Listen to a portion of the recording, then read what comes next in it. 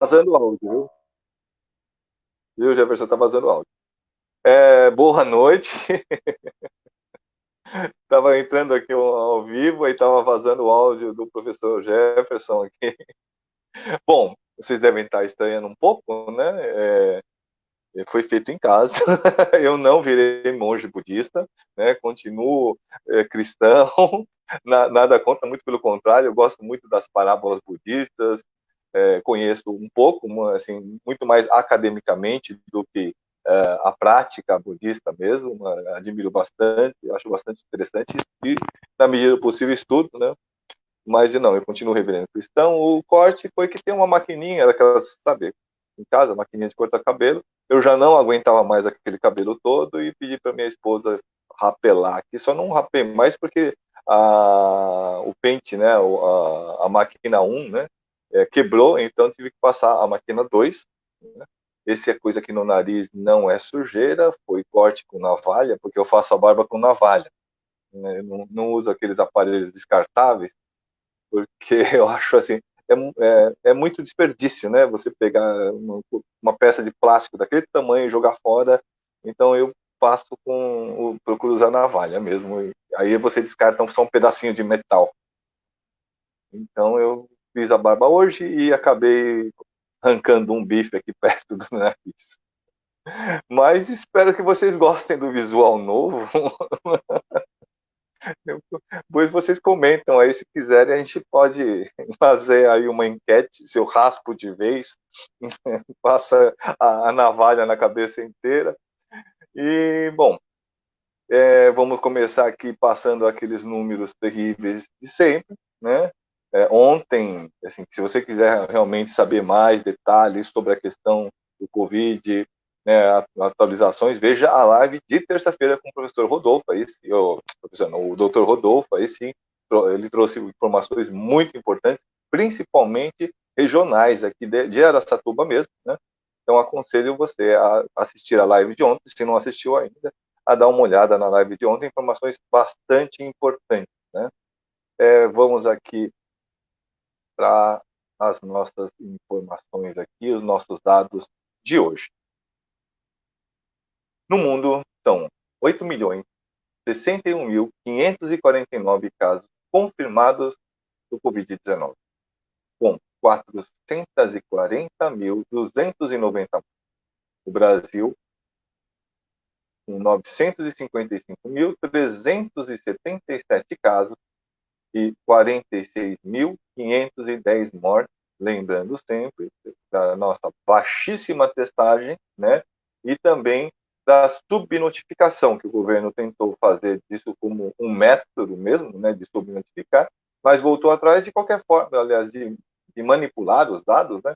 Mas de qualquer forma, não são dados confiáveis, né? E a dúvida aí, ou a desconfiança de que esse número seja de 7 até 10 vezes maior é bastante plausível. Um,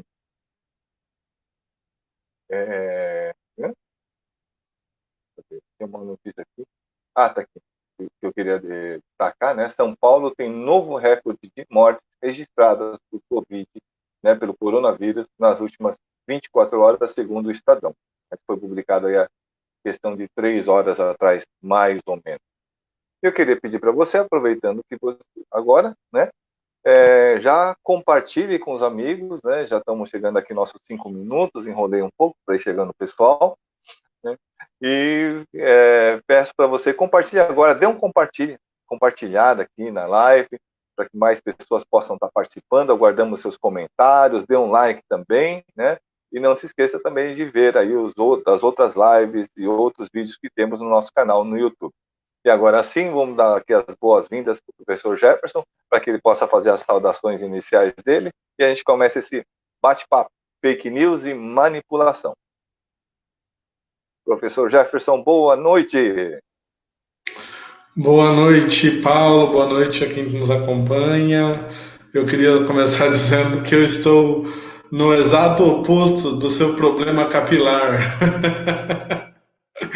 Hoje eu saí para tentar cortar o cabelo, a juba, mas aí a minha filha estava um pouquinho de febre, o médico recomendou que a gente faça um isolamento de 7 dias para não contaminarmos e não contaminar se ela estiver contaminada por enquanto. Nada muito sério, mas é uma precaução que a gente vai tomar. Então não consegui nenhum contato de alguém para cortar o cabelo ainda. Mas seguimos, né? O importante é o que tem dentro da cachola, né? Com certeza, né? Assim, você ainda é jovem, né? O que tem por fora está cada vez mais ralo, mais precário, então não tem problema. Passa uma máquina, não vai fazer tanta diferença assim. Aliás, outro dia eu estava com aquele cabelo comprido e eu deitado, tentando ajeitar o cabelo, porque incomoda aquele cabelo todo. E aí a minha esposa olhou para mim e ela falou assim: Nossa, você está parecendo o Galeão com Bica, aquele personagem da escolinha do professor Raimundo, que tá com um cabelo assim e assim. E aí mandou para minha filha mais velha, que mora em São Paulo, ela falou para a mãe dar um jeito, e a mãe deu um jeito aqui. Ela me falou: Senta aí, e passou, passou a máquina. Bom, o pessoal está chegando, muito bom, muito bacana, né? Já temos mais pessoas aqui. Vou pedir novamente, compartilhe agora o vídeo, né? Para que mais pessoas juntem a esse papo tão interessante que nós vamos ter hoje, muito bacana. E eu já vou começar o assunto com o professor Jefferson aqui, né? Falando sobre os últimos acontecimentos em São Paulo, né? A região da CUPC, né? Ela está em polvorosa desde ontem, né? O que aconteceu? O assassinato de um jovem de 15 anos chamado Guilherme, né, que foi sequestrado e depois foi encontrado morto com um tiro na mão e outro na cabeça. Né? Já desconfia-se que isso foi executado por policiais. Assim, não vou comentar se foi ou não foi, isso a investigação vai dizer, a corregedoria da PM, enfim, né? Mas assim, houveram manifestações, atearam fogo, né, em ônibus. Hoje os ônibus estavam desviando da CUPC ali naquela região. Vários mercados foram depredados, né? Inclusive um mercado chamado Catuxa, né, que é um mercadinho. Então, são dois mercadinhos que tem na mesma rua, que eu conheço eles porque eu tinha uma distribuidora e fornecia para esses mercados também, né? As pessoas, o mercado fechou as portas e os clientes ficaram ali dentro do mercado e depois parece que foi saqueado esse mercado, né? E é interessante quando nós olhamos isso, né? Primeiro a gente se condói com a situação da vítima, da família, e ao mesmo tempo nos vem à mente aquele senso comum de que não, as pessoas não podem fazer isso. Não, de fato, não podem depredar, queimar ônibus, saquear mercados, enfim, né, tudo isso. Também teve ali o caso de um menino, um motoboy, que acabou sendo assaltado nessa bagunça toda. Mas, assim, é uma coisa que não se leva em conta é toda a situação, tá, que está sendo criada já há muito tempo. Né? Não é só pela pandemia. É a situação da violência policial, né? É a situação de desespero das pessoas, desemprego, né?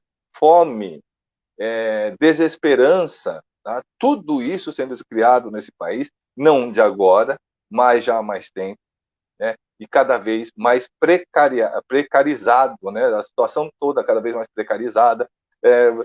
Parece que isso não tem nada a ver, mas junta ali os entregadores dos aplicativos, né, fazendo ali o pedindo, fazendo ali um protesto, fazendo um abaixo-assinado, algo assim, né, pedindo simplesmente que seja dado a eles álcool gel e alimentação. Tudo isso está interligado. E está interligado com o assunto de hoje, fake news e manipulação. Né? Fake news e manipulação.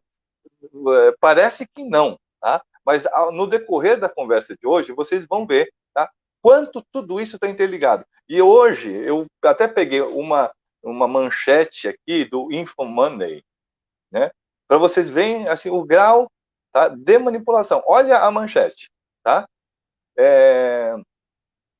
Como reagiriam, tá, o índice Bovespa e o dólar e os juros, né, com um cenário assim, sem Guedes no governo e uma segunda onda do Covid. Como se Guedes e uma segunda onda do Covid teria alguma coisa a ver. Como se o Guedes fizesse alguma coisa de bom, ele seria importante, né, para a prevenção ou qualquer coisa. Não, ele não tem importância nenhuma, muito pelo contrário, né? Mas vocês vão vendo assim o quanto isso é tendencioso, né? E o InfoMoney coloca isso justamente porque ele tem interesse, né? Interesse nessa notícia. Né? E também vamos discutir isso hoje. Estou falando tudo isso porque, como eu já disse em várias lives aqui, na juventude eu fui operador de pregão na Bolsa de Valores de São Paulo, na década de 80. Né? Juventude faz tempo. E eu costumo dizer que quando eu era operador de pregão na Bolsa, meu café da manhã era acompanhado do Estadão, da Folha, da Gazeta Mercantil, do Diário do Comércio e Indústria e do BDI. Né? Eu lia todos eles, né? Os jornais e via o boletim diário da Bolsa também, né? Para depois ir para o pregão. E por quê? Para saber o que aconteceu, o que o jornal estava dizendo? Sim. Mas a minha leitura era sempre desconfiada. Então, qualquer notícia que pudesse levar a alguma importância ou que pudesse afetar o mercado de alguma forma, eu lia isso desconfiando em qual é o interesse por trás dessa notícia. Então, já falei bastante e já vou passar aqui para o professor Jefferson começar as considerações dele em relação a essa coisa fake news, manipulação, o Brasil sendo desmontado e nós no meio de uma pandemia. E dar boa noite aqui para o Fábio, muito obrigado ao Fábio Silva, né? Seja bem-vindo à live, peço a vocês todos novamente, compartilhem, chamem os amigos para a gente estar batendo esse papo.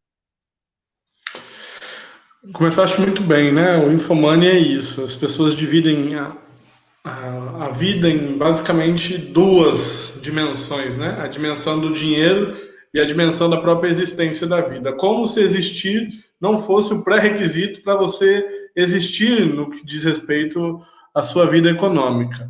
Então há um reducionismo aí da vida ao lucro, da vida ao dinheiro, que é, senão, a mais pura manifestação do momento que a gente vive, do domínio dos bancos, do domínio dos grandes capitais que não são produtivos, que são financeiros, que não estão preocupados com o mundo real, mas sim preocupados e tão somente com a sua ampliação numa escala cada vez inimaginável.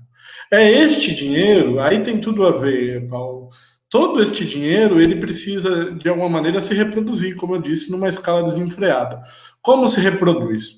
Se reproduz tendo que chegar ao poder, tendo que garantir aí o exercício do poder político para melhorar, ampliar a sua margem de ganhos econômicos. E um dos setores onde há maior investimento dos conglomerados, dos bancos, é o setor de comunicações. O setor de comunicações, ele hoje um negócio. Aí é um grande problema, né, Paulo? Porque a informação não deveria ser um negócio. A informação é um direito humano de todos e todas. Portanto, quando você transforma o conglomerado da comunicação, seja aqui organizações Globo, Sky, CNN, para não falar na Reuters, para não falar nesse grande conglomerado internacional de informação, que basicamente circula toda a informação no mundo baseada no que a Reuters, no que na CNN dizem e é traduzido ao português. Então, é este conglomerado que manipula. Este é o primeiro ponto. A fake news, no termo mais atual, é uma novidade. Fake news, em termos de jornalismo não comprometido com a verdade, já existe há muito tempo. Não é à toa que os primeiros textos de Marx são num jornal, para ele escancarar, porque os jornalistas, na sua grande maioria, não estão preocupados com a verdade, mas estão preocupados com vender o produto da sua empresa, com a publicidade nos jornais. Este é um dado impressionante da nossa realidade. Hoje, os jornalistas não estão mais preocupados com a verdade, estão preocupados tão somente com a publicidade e a merchandising aí dos seus veículos de informação. É aí que a gente entra no que chama manipulação. No Brasil, a manipulação é regra. A manipulação pelos grandes conglomerados de informação, sejam eles escritos, sejam eles televisivos, sejam eles cinematográficos, sempre foi a regra padrão da nossa sociedade, né? Para não voltar lá no Getúlio, na República do Galeão, para não voltar lá nos anos 20, lá quando a polícia, como a questão social era tratada como questão de polícia, e a Folha de São Paulo, a família Mesquita começam esse conglomerado de informações aqui no estado de São Paulo. Basta lembrar, não é, a maneira como a Rede Globo tratava a Lava Jato, não é, Paulo? Tendenciosa, armou a queda de uma presidente da República. Hoje está incomodadíssima com uma pessoa que sequer respeita o direito à liberdade de imprensa que ocupa a presidência da República. Então, eles estão tomando uma invertida gigantesca, mas eles são parte de tudo isso. Eles não estão sofrendo consequência nenhuma. Eles colocaram um monstro na presidência da República justamente pela sua manipulação generalizada de todo e de qualquer tipo de informação. E o fake news entra nessa onda, né? Responsável pela eleição de Donald Trump, responsável pela saída do Reino Unido da União Europeia e responsável pela eleição de Bolsonaro no Brasil. Não dá para entender a eleição de Bolsonaro se a gente não compreender todo o ataque da mídia tradicional via manipulação de informações contra determinado partido, contra determinada pessoa, e, por outro lado, uma onda geral de fake news financiada por grandes empresários.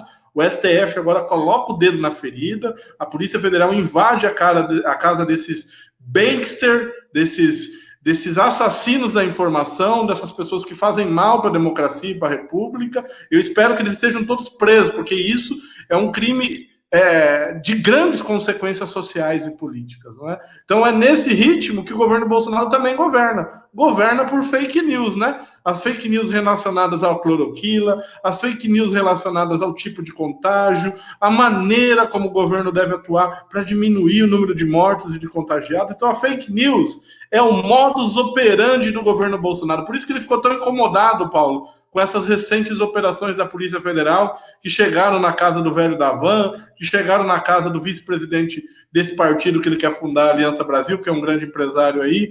Então, tá chegando na origem dos problemas, né? Que é o poder econômico. Derrubando o poder econômico, fica a mensagem, né? Eu acho que o Bolsonaro está recebendo essa mensagem.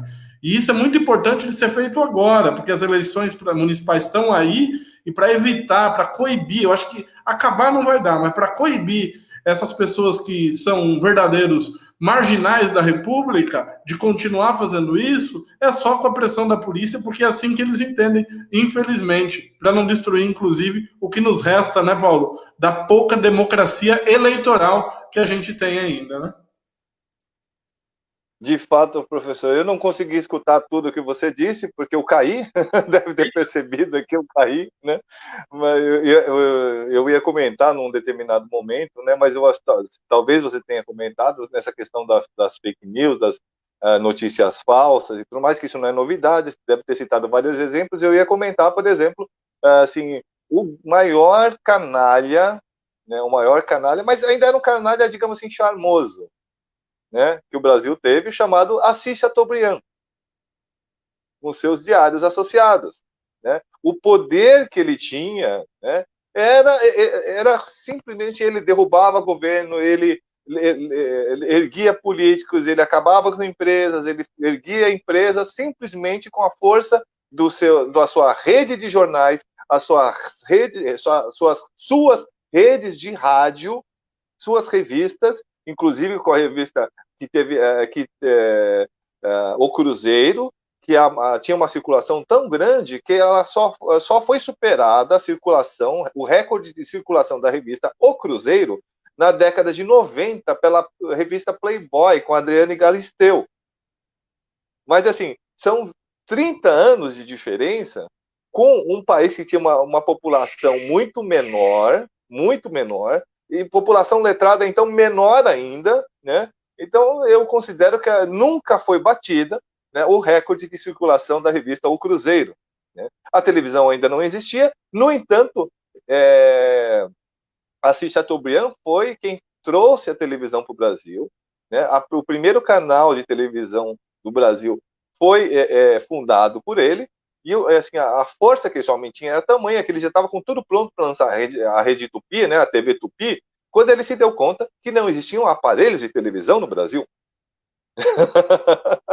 E aí, o que acontece? Ele importou os aparelhos para vender no Brasil para poder lançar a televisão dele. Né? Imagina a força que esse homem tinha. Nesta época, o Globo era um jornalzinho, um jornal importante, mas era um jornal regional, um jornal no Rio de Janeiro, que nem chegava aos pés do império de comunicação que eram os diários associados. E para que eu estou dizendo tudo isso?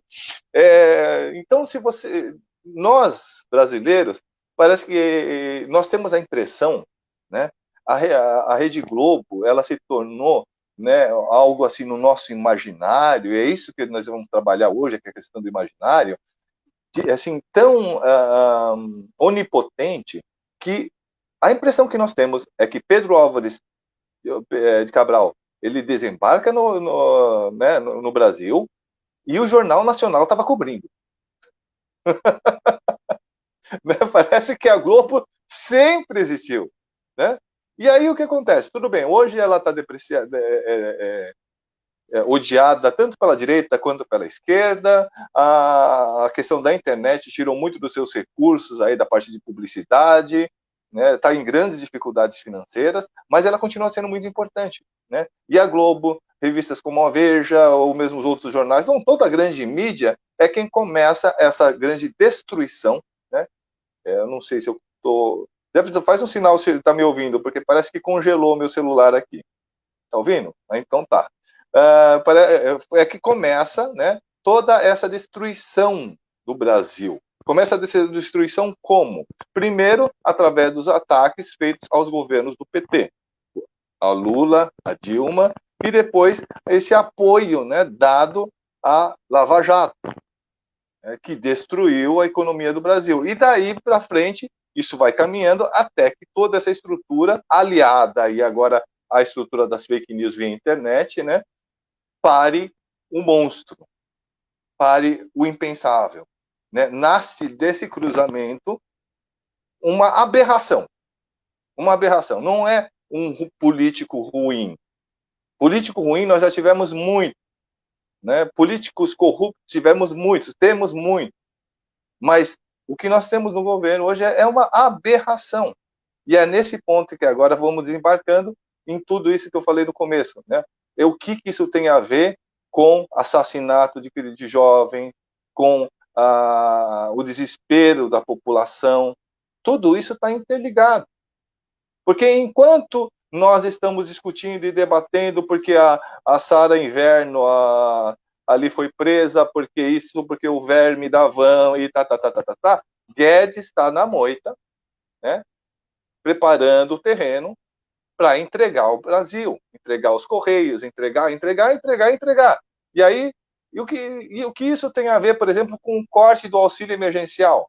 Por que o governo não paga o auxílio emergencial e agora quer cortar aí para R$300? Né? Por quê? Porque agora quer se guardar dinheiro para que o BNDES financie a venda do Correio e tudo mais aí, da Caixa, e tudo mais que ele está querendo privatizar a toque de caixa e a preço de banana, né? Porque é nessa situação que nós estamos vivendo, ou seja, entregar esse roubo. Então, você tem as notícias falsas, as manipulações e o roubo do Brasil. Aí agora devolvo para o professor Jefferson, que eu já falei bastante. Paulo, contextualizaste perfeitamente. Não dá para fazer melhor. Na verdade, além desses grupos fora o Grupo Globo, né, houve uma simbiose, né? Eles tinham o mesmo objetivo, que era, de alguma maneira, estabelecer o domínio das elites no Brasil.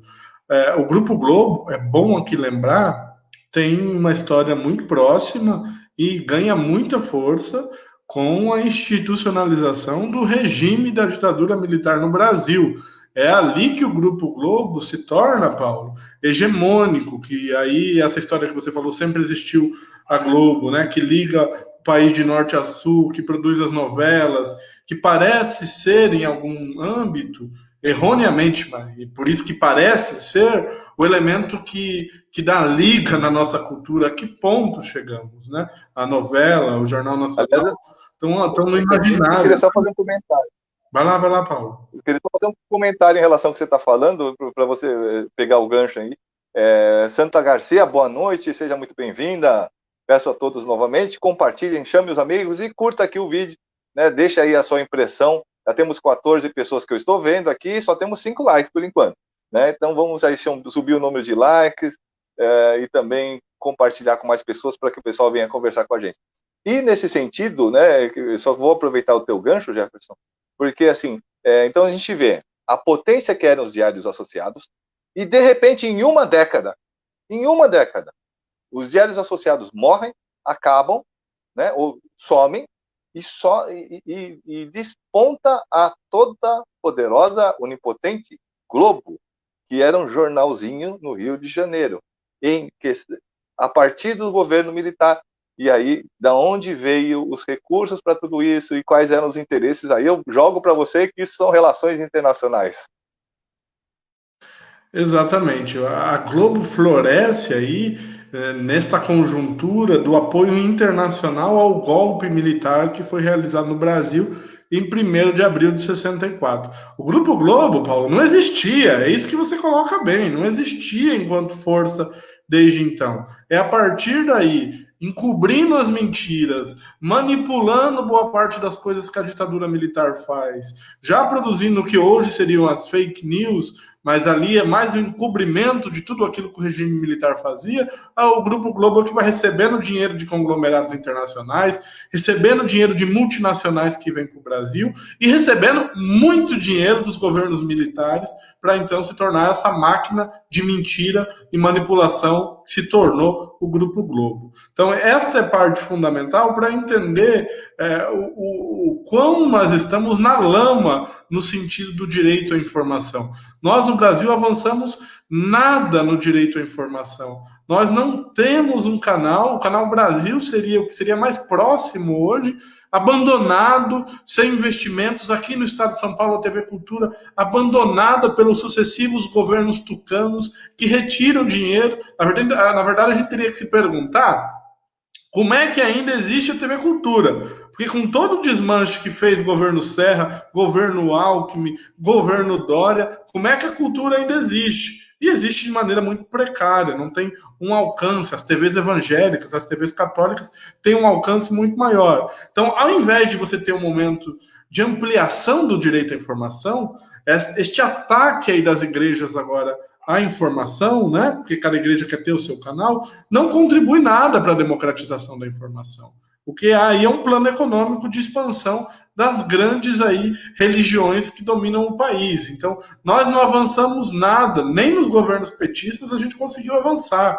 Para não dizer que não avançamos, conseguimos, de alguma maneira, democratizar os blogs, democratizar a informação nesse sentido, né? Revistas aí que surgiram de contratendência, como a revista Piauí, a revista Carta Capital teve mais leitores. Então, esse sentido, sim. Mas no sentido da grande mídia, da televisão, né? Nós avançamos pouco demais.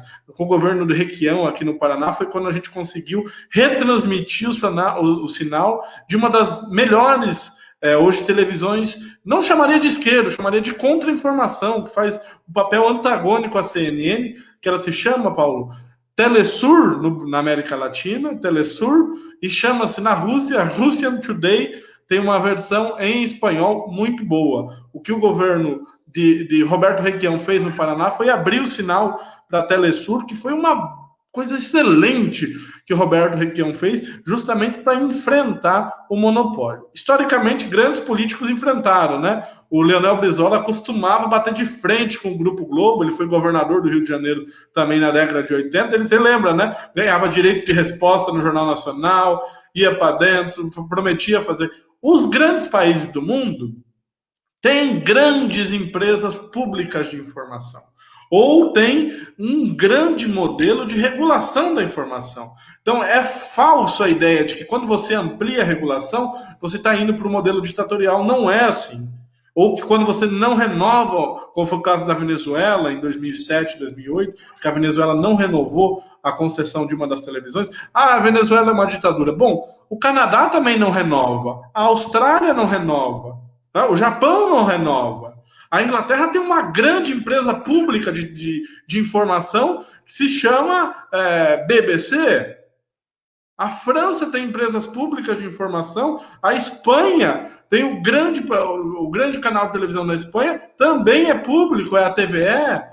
Então, os grandes países que se importaram com a informação como um direito, Paulo, avançaram para a regulação. No Brasil, nós não demos nenhum passo. E aí entramos na fase do WhatsApp, das redes sociais, sem nenhuma cobertura no que diz respeito ao controle dessa megamonomania que foi as fake news, né? Ao ponto que se elegeu um presidente baseado em mentiras. Por isso que é um governo tão ruim, porque é um governo com pés de barro, um governo que não tem estrutura nem projeto. E o pior de tudo isso, né? Para a gente voltar nesse tema que sempre nos impõe uma dureza muito grande na reflexão. Essas fake news já dá para dizer que são uma parte da pandemia do coronavírus. Existe a pandemia biológica, né, destrutiva, e existe a pandemia da falta de informação, da desinformação, da manipulação de informação, das informações mentirosas, que mata tanto quanto ou amplia a capacidade de matança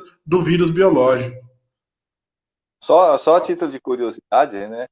Como você falou aí das diversas televisões estatais e tudo mais, no Japão tem uma TV, né, chamada NHK, é a NHK, é o canal estatal do Japão. E sabe como ele é financiado? Vem uma pessoa na tua porta bater, na tua casa, tá? Cobrando a contribuição para a NHK. Todo o povo paga para a NHK estar no ar. Era só essa curiosidade. Perfeito, Paulo. É isso que acontece. Os países que são verdadeiramente democráticos, eles têm grandes estatais públicas, né? Eles têm grandes modelos de informar a sua população. No Brasil, a gente não tem. Um dos países da América Latina que avançou muito foi o Equador, com o governo do Rafael Correia, que ele tratou a informação como um direito. E aí, quando você tem pessoas que mostram a verdade, elas são encarceradas, né? Elas são encarceradas. Para não ir muito longe, o nosso autor, me lembra aí, Paulo, o autor de Policarpo Quaresma? Vamos achar aqui. Vai indo que eu vou pesquisar e te falo. Isso. Que foi nos anos 20 no Brasil, Lima Barreto, o senhor Lima Barreto, um escritor negro do Rio de Janeiro, já denunciava as mazelas do nosso jornalismo. Denunciava as mazelas do nosso jornalismo. O senhor Julian Assange, que ficou 6, 7 anos dentro da embaixada do Equador no Reino Unido, perseguido pelos Estados Unidos, e agora está preso no Reino Unido lá como se fosse um terrorista. Qual foi o grande crime de Julian Assange? Foi mostrar que os norte-americanos miravam na cabeça dos civis e jogavam bomba no Iraque. Que os danos aos civis não eram erros nas bombas jogadas, era uma matança deliberada do exército dos Estados Unidos, mostrando os golpes na América Latina, vazou todas essas informações. Esse foi o grande crime de Julian Assange, foi mostrar ao mundo que não é um país bonzinho que invade os países para implantar a democracia, são tiranos que entram num país para matar o povo, para estuprar o povo. Olha, não vamos muito longe, existe um tribunal que processa estados e indivíduos, né? No caso, indivíduos, que é o Tribunal Penal Internacional. Então, um general lá, por exemplo, dos Estados Unidos, que cometeu um estupro lá no Iraque, ele é julgado por esse tribunal. Sabe o que o Trump fez? O Trump falou o seguinte: não quero e não aceito que esse tribunal julgue os meus generais. Os meus generais não podem ser julgados por crimes nenhum, porque tem grandes acusações, e não só contra generais dos Estados Unidos, tá, Paulo? Contra membros da Força Militar Brasileira no Haiti, principalmente, recai sobre eles inúmeras acusações de violência sexual contra os haitianos e haitianas lá durante a presença do Brasil na MINUSTAH. Então, esses caras, quando expõem essa verdade, são perseguidos, né? São perseguidos. Não é porque expuseram uma verdade de Estado, é porque expuseram uma mentira de Estado. É este o grande crime, quando expõe as mentiras do Estado, né? Exato, e aí nesse ponto é muito interessante, né? Porque como nós, né, brasileiros, sempre assim bombardeados, né, pela indústria, né, da propaganda dos Estados Unidos, onde o comunismo era o mal, os absurdos, os massacres feitos da Rússia na União Soviética, o paredão de Cuba, os absurdos da Coreia do Norte, enfim, né, no Vietnã, tudo isso era sempre aí muito propagandeado, né, Rambo, né, e toda aquela coisa, né, e o valor do soldado americano, e toda essa propaganda feita. No entanto, agora vou voltar, né, da onde veio todos os recursos para que a Globo se tornasse o império que se tornou, né? De que país veio? Dos Estados Unidos. Quando a gente fala das igrejas neopentecostais, né, que aí aderem a essa questão do evangelismo, teleevangelismo, da onde vem esta tendência? Dos Estados Unidos. Então, da onde vem toda essa manipulação? Da onde veio a manipulação das fake news? A manipulação via fake news, via algoritmos, via bombardeamento de redes sociais, WhatsApp, etc, etc. Da onde veio essa, entre aspas, não, é uma tecnologia, né? É uma tecnologia, mas tecnologia é uma coisa que você pode usar para o bem ou para o mal, né? E nesse caso, usado para da onde veio? Dos Estados Unidos, né? Então, e aí nós vemos. Então, vamos agora puxar os pontos, certo? Snowden. Qual foi o pecado do Snowden? Quem que o Snowden denunciou? O que que aconteceu? Quais eram os interesses envolvidos nisso? E isso eu vou deixar para você falar, né? Eu prefiro que você coloque. Mas eu queria só colocar duas coisas. Uma, né? Para a gente ver que assim é um império mesmo, no pior sentido, tá? Porque ataque às Torres Gêmeas, tá? Não é simplesmente não foi simplesmente um ataque terrorista. Existem teorias, tá? Existem teorias e eu acredito bastante, né, que esse ataque foi um ataque doméstico, ou seja, foi realizado pelo próprio Estado americano contra o seu povo. Por quê? Porque o neoliberalismo, entre várias coisas, o neoliberalismo está avançando de tal forma que uma das coisas que se pretendia fazer era o quê? Privatização do exército, privatização das forças armadas. Logo depois dessa conversa de privatização das forças armadas, pouco depois, ataque às Torres Gêmeas, a lei patriota e todos aqueles absurdos. Então, nos Estados Unidos, você fala tanto em democracia, agora ali, né, pelo que a gente vê, democracia é algo que passa muito longe. Volto a bola para você, Jefferson. Em absoluto, em absoluto. O Assange toca nesse ponto, né? Desde os anos 90 ele revela essas incursões americanas militares pelo mundo e o quanto elas eram antidemocráticas, violentas, abusadoras. O nosso querido Assange, junto com o Anonymous, junto com toda a plataforma de cabos, chega aí ao estágio principal, que é mostrar o poder de manipulação de um grande órgão de manipulação junto com o FBI dentro dos Estados Unidos. Então ele mostra lá o espião, o Big Data norte-americano é exposto, mostra-se ao mundo, e aí o Snowden é importantíssimo, que essas grandes empresas, Facebook, Gmail, Microsoft, eles têm uma grande função para o governo dos Estados Unidos, espiar todo mundo. E hoje em dia informação é muita grana, não é informação no sentido de conhecimento que a gente sempre fala, é informação de saber os seus gostos, Paulo. Que site você visita, que horas você entra, o que você busca, o que seus filhos usam, o que a sua esposa usa. Isso daí eles transformam em dados para fazer a gente comprar. Então, o Snowden mostra como funciona isso, não só nos Estados Unidos, mas em todo o mundo. O Snowden mostra assim: olha, os caras estão espiando a Petrobras. Olha, os caras estão espiando o celular da presidenta Dilma, o celular de uma chefe de Estado. E não foi só credencial brasileira nisso aí, né? A Alemanha teve lá, a chanceler Angela Merkel foi espionada pelos Estados Unidos, pela FDA. Então, o que você teve aí foi um grande momento que a verdade triunfou. É claro, há um custo penoso, né? Hoje o Snowden está isolado lá na Rússia, escondido para o governo norte-americano não pegar ele. Não à toa, porque a Rússia tem um modelo de Estado que é respeitado pelos Estados Unidos, porque é um nacionalismo muito forte, um nacionalismo concentrado num projeto de nação.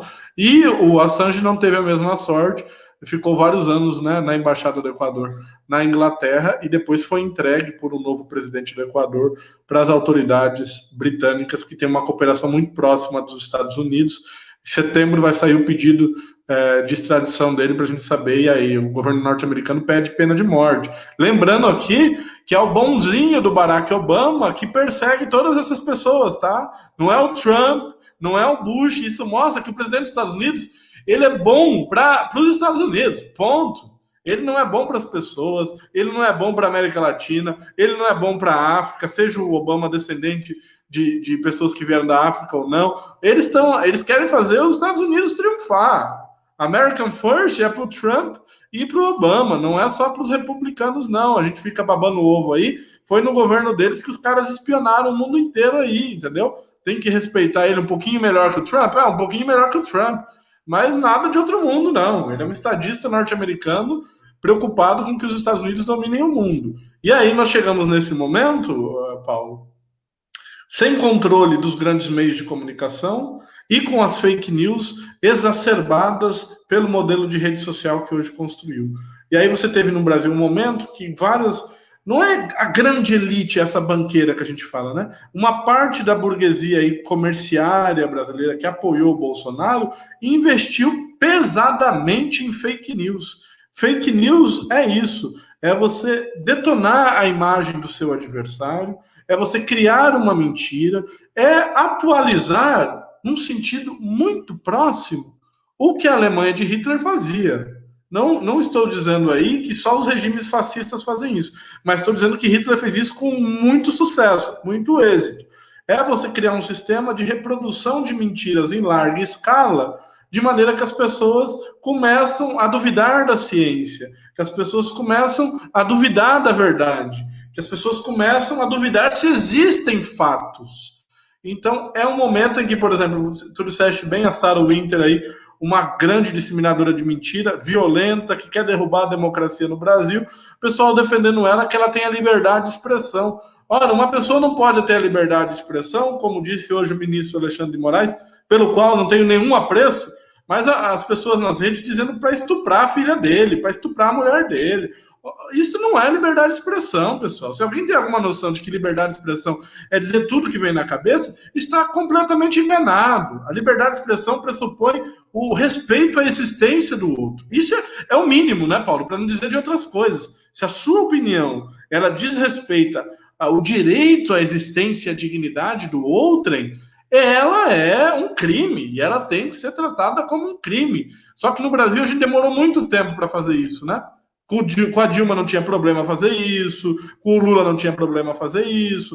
Só que os caras viram que aí ficou emaranhado, né, Paulo? Se juntou aí o quê? Ataque à democracia, ataque ao STF, os caras soltam fogos de artifício numa sexta-feira em frente ao STF, o presidente da República solta nota junto com os generais militares dizendo que quem manda no exército é ele, não é a República. Então, ficou indigesto. Uma parte, como a gente sempre fala aqui, uma parte da elite brasileira está indigesta com o governo Bolsonaro e está tentando, de alguma maneira, reagir. Mas não vamos, nós de esquerda, criar uma falsa ideia de que é o STF que vai defender a República ou a democracia eleitoral. Nós não vivemos uma democracia. O que nós vivemos é um regime periódico de eleições. Malemar eleições que foram fraudadas aí, como a gente viu na eleição do Bolsonaro, prenderam o cara que ia ganhar do Bolsonaro e colocar com um juiz ladrão, e aí colocaram um regime aí de fake news para eleger. Precisou ainda das fake news, né, Paulo? Não adiantou prender o Lula, precisou criar toda uma rede de mentiras. Isso não vem à toa, isso está nas mazelas da nossa república, nas mazelas da nossa elite, na concentração do poder político nas mãos de pouco, na concentração do poder econômico, e aí, no caso da mídia, na mão de pouquíssimos, né, Paulo? Você pega aí famílias lá em Santa Catarina, família no Rio de Janeiro, família em São Paulo, a família Magalhães na Bahia, que controla televisões, a família Burnhouse lá em Santa Catarina, a RBS do Rio. São pouca gente que tem muitos veículos de desinformação nas suas mãos, né? Então você tem as mentiras e a desinformação, que são os dois lados de uma mesma moeda, a moeda de dominação e a moeda do que a gente chama de alienação da cabeça do trabalhador e da trabalhadora brasileira, né? E agora eu vou propor assim, o fechamento disso, né? Assim, de que forma, agora vamos retornar para aquela primeira coisa, né? Mas antes, já alcançamos aqui nossos 45 minutos dessa live, bastante gente já passou aqui, deixou o seu like, peço para você, deixe o seu like bem, compartilhe com os amigos, são mais 15 minutos, mas vai ter muita coisa ainda para os próximos 15 minutos, então peço para você compartilhar, tá? Eu vi aqui, ainda temos poucos compartilhamentos aqui que eu vi. Pelo que eu estou vendo aqui, está com um compartilhamento. Então, vou cobrar de vocês aqui um compartilhamento, tá? Por favor, compartilhem para que mais pessoas possam vir participar. E estou aguardando também os comentários aqui, a participação de vocês. Falamos bastante. Vou fazer uma provocaçãozinha aqui antes de fazer essa amarração, né? Fazer uma provocaçãozinha. Se alguém quiser dizer que é fake news, eu não é fake news porque eu não estou afirmando. Eu só vou fazer uma pequena provocação. Quem assistiu o filme... Sérgio, você assistiu o filme... Jefferson, você assistiu o filme Sérgio, da Netflix? Assisti. Você notou como... Em que momento... O que ocorreu um pouco antes da cena da bomba? O que o Sérgio disse ao telefone quando... pouco antes da bomba explodir, né, a bomba que acabou matando, né, o Sérgio matou várias pessoas ali e atacou onde estava a missão de paz, a missão da ONU. Você lembra o que ele disse? Revelar, né? Ele ia revelar as mentiras dos Estados Unidos e tal, nada? As violações dos direitos humanos que os Estados Unidos estavam fazendo durante a ocupação de Bagdá. Nesse momento, ele desliga o telefone, fala com o assessor dele, olha, convoca a imprensa que eu vou fazer agora eu vou fazer uma declaração. E o assessor no filme fala, não, mas você não disse que não, eu disse, mas não dá, e aí daqui a pouco explode a bomba. O filme não está afirmando nada, mas para mim isso, né, bom, enfim, o que estou dizendo com isso tudo, tá, é que é um Estado assassino, tá? E quando fala American First, não é a América para os americanos, os estadunidenses, mas para uma parte deles também, porque não pense você, tá? Que todo o povo estadunidense está muito bem. Não, muito pelo contrário. Muito pelo contrário. Não é à toa que estão estourando as manifestações ali antirracistas. Isso aí junta com todo um caldo também. Todo um caldo histórico, que a gente já falou sobre isso aqui anteriormente, o Sr. Jefferson já comentou sobre isso, mas agora vamos trazer isso para cá. Então, o que isso tem a ver, né, com o saque que está acontecendo ali perto da Alba, lá em São Paulo, na região da PC, em outros lugares do Brasil, assassinatos no Rio de Janeiro e toda essa ebulição que está acontecendo, né? Porque isso é interessante para uma parcela. Tá? E vocês, tá, que não vão assistir nunca, não vão me ouvir, né? Mas o verme da van, o sujeito do Madeiro e todos esses médios empresários, porque não são grandes, os grandes mesmo, os milionários são os banqueiros, né? São os donos dos bancos, esses é que são os milionários. Vocês não são nada, vocês podem se apagar de uma hora para outra, vocês vêm e vão. No entanto, aderiram a isso. Assim como pobres que aderiram ao bolsonarismo, né? Fico muito triste, né, com isso, tá? Por quê? Porque tudo isso tem uma razão. tem uma razão de ser. É todo um preparo para o saque em cima do Brasil, por exemplo, nesse caso, para ter um Estado vassalo dos Estados Unidos, ainda mais agora onde os Estados Unidos está perdendo a sua hegemonia mundial. Né? Então, isso já vem de anterior, os Estados Unidos já vinha sentindo a perda dessa hegemonia. Então, a NSA vai o quê? Vai procurar fazer toda essa espionagem em cima de todos os países e em cima do Brasil, por quê? Porque o Brasil, naquele momento, era a 7ª economia do mundo. Então, o Brasil se projetava economicamente. O Brasil se projetava não só como potência econômica, mas como um país respeitado na mediação de conflitos, na mediação de negócios. O Brasil ele estava sempre despontando. Assim, a diplomacia brasileira sempre teve muito respeito, que acabou agora. Né? No entanto, o Brasil, nessa época, ele estava despontando no cenário internacional e era importantíssimo para o Império derrubar tudo isso. Tá? E para que esse Estado vassalo continue de joelhos, é preciso que tudo isso aconteça. É todo esse desenho. Então, essa amarração que ele queria estar colocando, né? E aí, PT de registro, não sei quem é que é esse perfil, pergunta como vencer as fake news. Né? Como vencer as fake news? Olha, tem diversas coisas que a gente tem que fazer. A primeira coisa, e aí eu vou fazer uma crítica ao PT, Jefferson, né? É que, assim, quando o PT se afasta das bases, né, não, assim, foi uma coisa natural, né?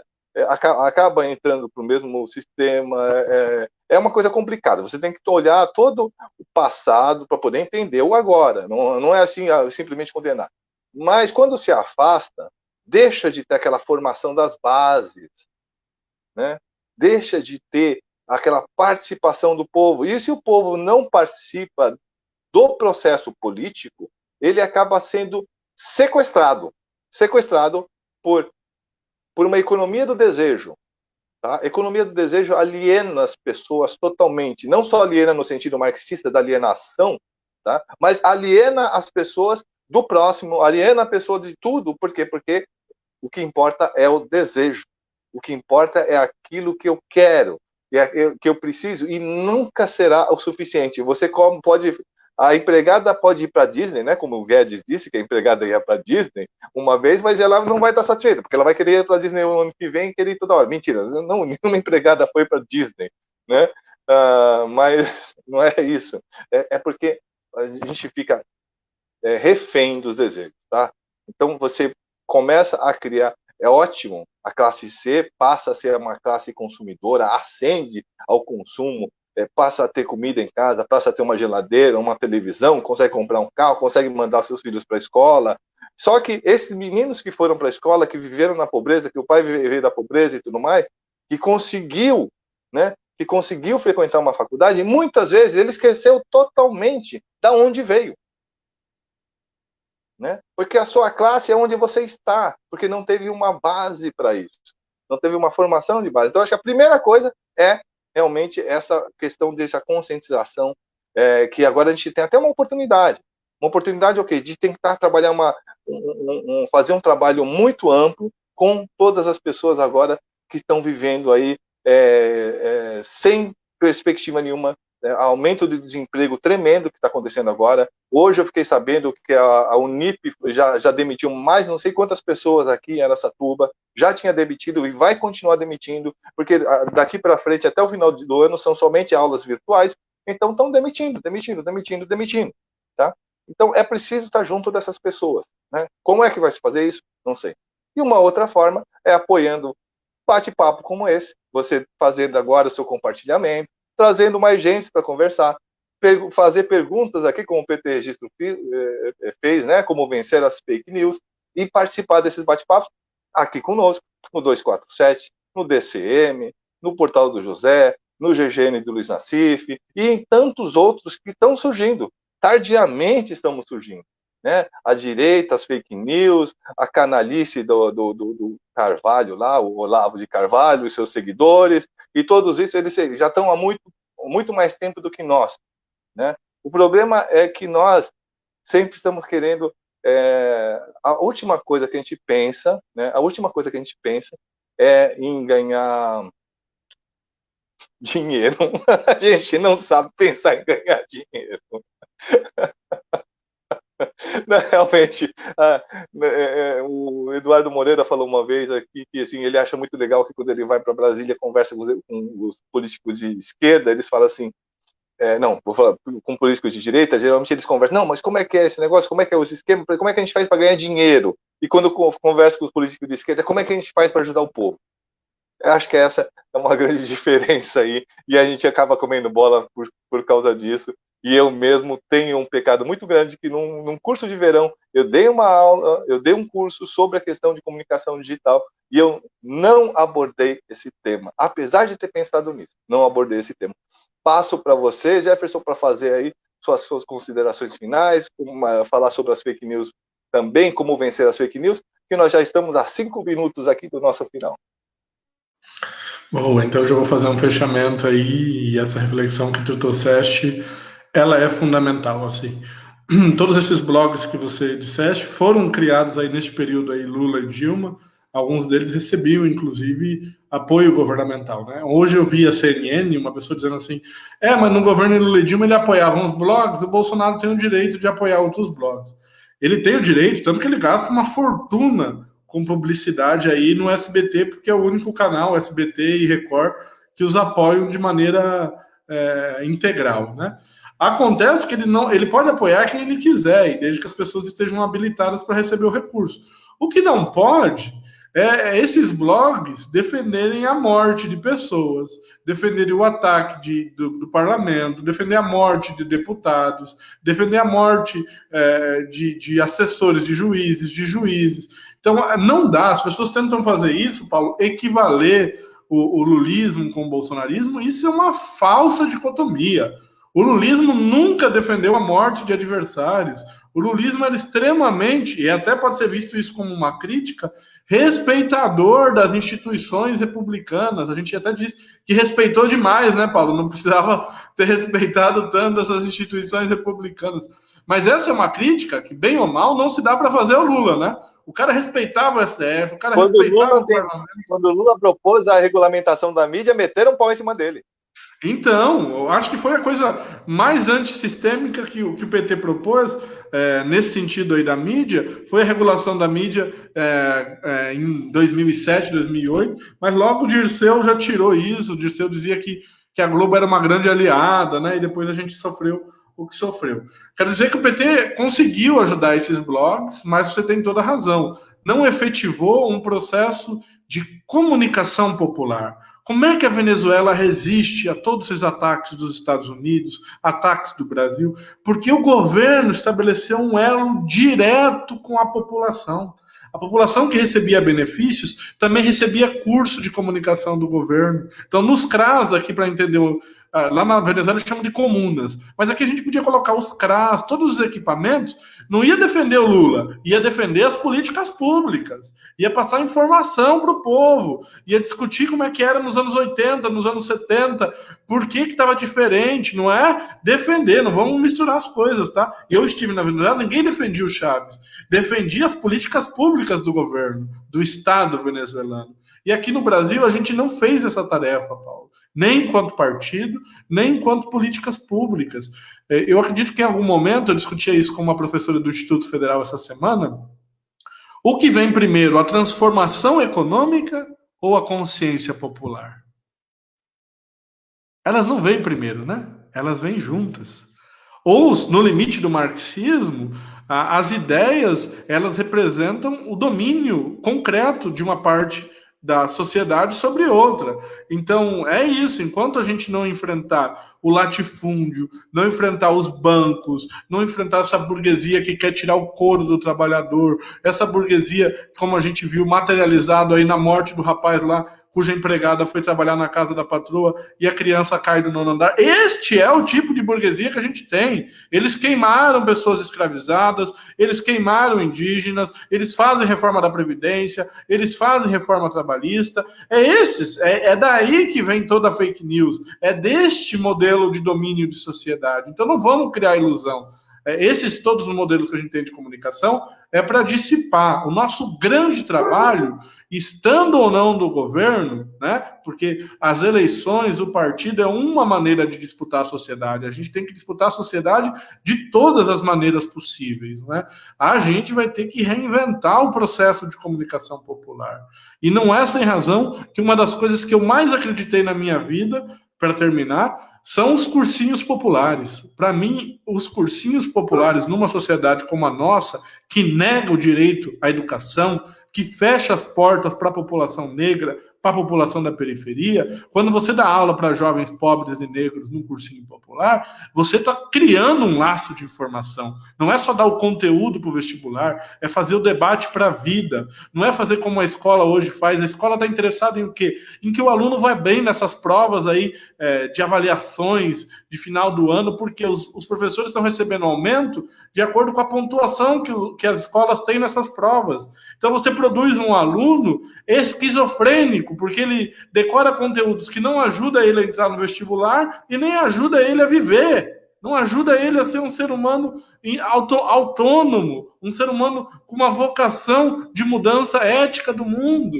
Então, essas são as raízes mais perversas da nossa desigualdade, uma desigualdade material que se reflete aí. As fake news é o reflexo, a manipulação é o reflexo de como uma elite trata a sua sociedade. Ou seja, eles querem desinformar e mentir. Isso não é nenhuma novidade. Qualquer pequena ruptura com isso já deixa eles preocupados, Paulo. Por isso que não há democratização dos meios de comunicação, por isso que não há regulação da mídia, por isso que eles fazem as críticas a esses blogs que você falou aí, né? Diário Centro do Mundo, por aí vai. Eles não aceitam que a verdade possa ser desvelada. Como diria um grande historiador alemão, passar a limpo a verdade. Esta é a nossa função. E vamos recuperar a categoria de verdade. Vamos sair dessa, assim, que cada um tem sua verdade. Não, não, não, não. A classe trabalhadora tem uma verdade, que é lutar contra a exploração que foi imposta para nós desde sempre no regime capitalista. E sem essa luta, a gente não consegue avançar nenhum milímetro sem que depois haja um ataque, como houve no Brasil, de proporções extraordinárias, com os pequenos avanços que a gente teve em 13, 14 anos de governo, né?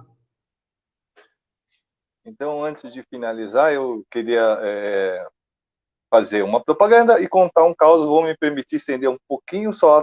Peço a vocês que tenham um pouco de paciência e compartilhem ainda. Compartilhem, dê o like aí, né? Que realmente vai valer a pena. Viu? Vai valer a pena. Primeiro eu quero fazer a propaganda. O professor Jefferson fala, né, da questão da formação humana essencial, né? E eu concordo exatamente com isso.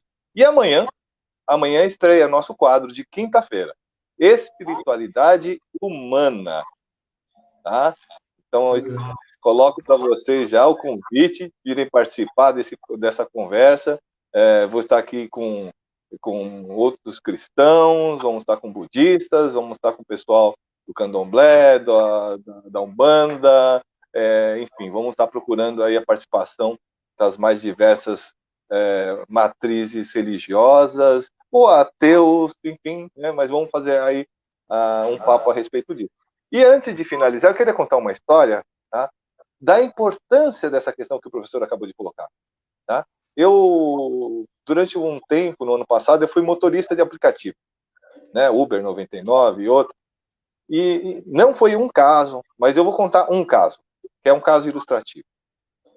Uma senhora, né, que eu estava transportando, e nós conversamos sobre as eleições, e ela falou que votou no sujeito, né, no Bolsonaro, porque o povo disse que o PT isso, que o PT aquilo, o PT roubou, que o Lula aquilo, que o Lula isso, etc. Aí eu parei e falei assim, gente, eu disse isso, aquilo, porque não quero ficar repetindo, né?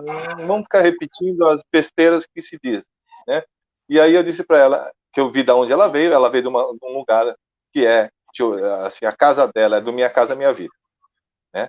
E eu perguntei para ela, então, a senhora tem uma casa? Ah, eu tenho. Então, em que governo que a senhora conseguiu uma casa? Ah, no governo do Lula. Pois é. A senhora estava falando que sua filha estudou, fez faculdade, né? Como que a senhora fez? Como é que a sua filha conseguiu fazer faculdade? Ah, foi por causa do Lula. Então, a senhora não precisa escutar as mentiras que dizem. A sua vida mostra a verdade. Né? E se quiser falar que o Lula roubou, eu só posso dizer uma coisa para a senhora, sem mostrar, não, bilhões, trilhões daqui, e toda essa babelzeira, eu vou dizer só uma coisa para a senhora. E digo para você que está aí. Tá? Se seu filho, seu neto, se o seu sobrinho estiver doente, e você tiver muito dinheiro, você for muito rico, eu pergunto para você se o seu filho, o seu sobrinho, o seu neto, seja lá quem for, vai morrer num hospital de quinta categoria no ABC. Porque o Arthurzinho não foi atendido no Albert Einstein como foi atendido o motorista da família Bolsonaro, que inclusive está sumido até hoje. Né? Onde está, até esqueci o nome dele, onde é que está o Queiroz, que pagou a conta em dinheiro. Né? Não, ele foi atendido num hospital público em São Caetano, senhor. E aí eu pergunto, se tem tanto dinheiro assim que o Lula tenha roubado, o filho do Lula era dono da Friboi, etc e tal, como é que esse menino morre desse jeito? Tem que ser muito diabólico para que isso aconteça. É só isso que eu coloco para uma pequena, para você pensar um pouco, tá? Que Lula foi condenado por um apartamento, um triplex, seja lá no Guarujá, né? Que seria o equivalente, tá, ao prefeito aqui de Araçatuba, ou prefeito de Registro, ser acusado de ter roubado uma caixa de fósforo.